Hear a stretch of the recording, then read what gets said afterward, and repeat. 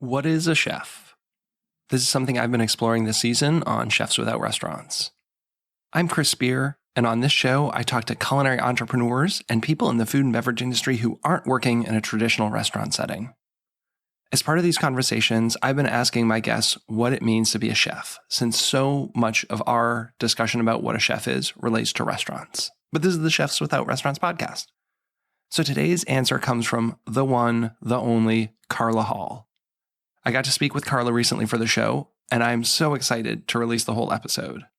But like I've done with most of the episodes this season, I take this snippet out of the show and release it here just for a quick opinion of what Carla thinks it means to be a chef.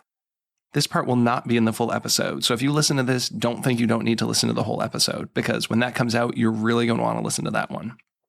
So I'm sure many of you know of Carla. She was on Top Chef for 2 seasons. She was a co-host on The Chew. She's got cookbooks, done culinary residencies, and so much more. So I'll keep this intro short. Actually, when this episode comes out, I'm going to be over in Wales and England. But feel free to continue to hit me up at Chefs Without Restaurants on Instagram. And if you really want to get a hold of me, you can always email me at chefswithoutrestaurants@gmail.com. And since I'm going to be out of the country, I probably won't be promoting this as heavily as I normally do. So I'd love for all of you to share this episode. If you like this, share it. Get the word out. I would really love that. And of course, a huge shout out to this week's sponsor, the United States Personal Chef Association. So our mini episode will be coming up right after a word from the USPCA. Over the past 30 years, the world of the personal chef has grown in importance to fulfill those dining needs. While the pandemic certainly upended the restaurant experience, it allowed personal chefs to close that dining gap. Central to all of that is the United States Personal Chef Association.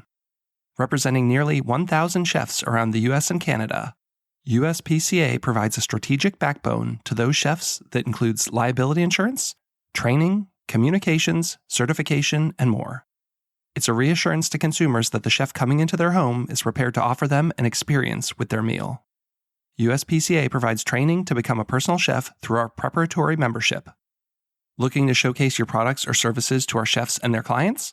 Partnership opportunities are available.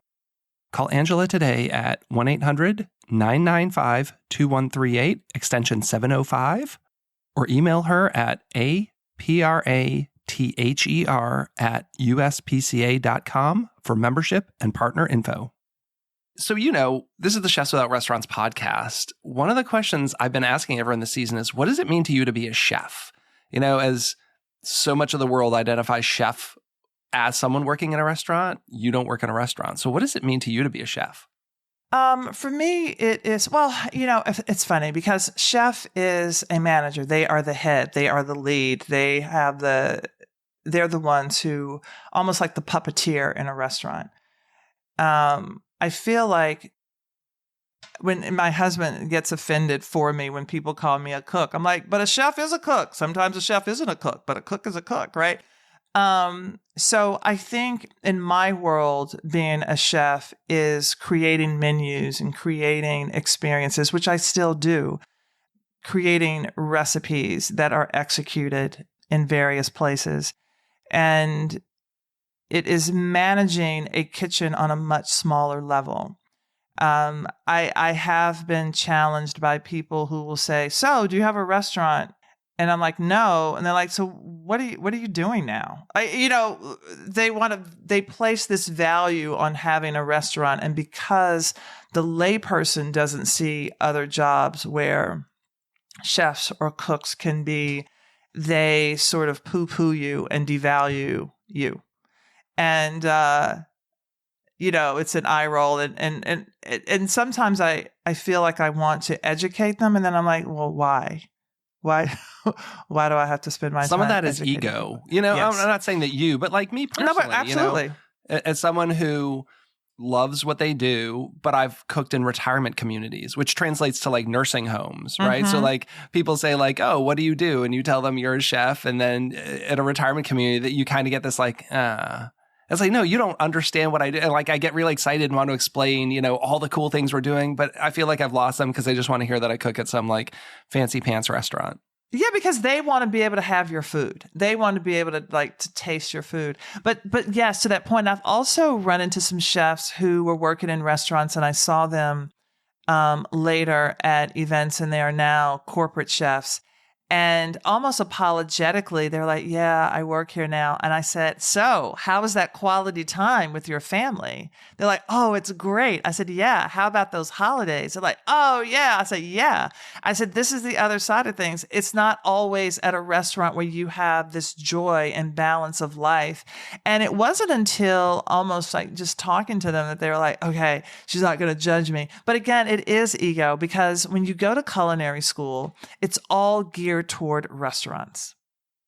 You are told this is where you should be, for the most part. I mean, I think now there's food science, there is research and development, there are recipe testers, there food stylists, there are all of these other things that people can do.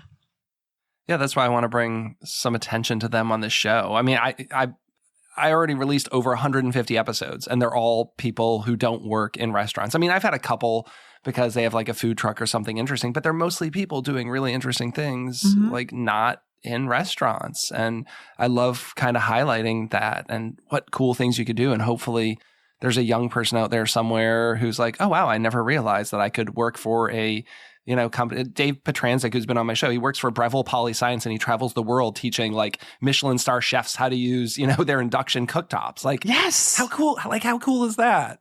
Yeah. Even making a product, even coming out and you decide that you want to do pickles, and that's your thing. You start at a farmer's market and it gets bigger, and then you sell it to a store.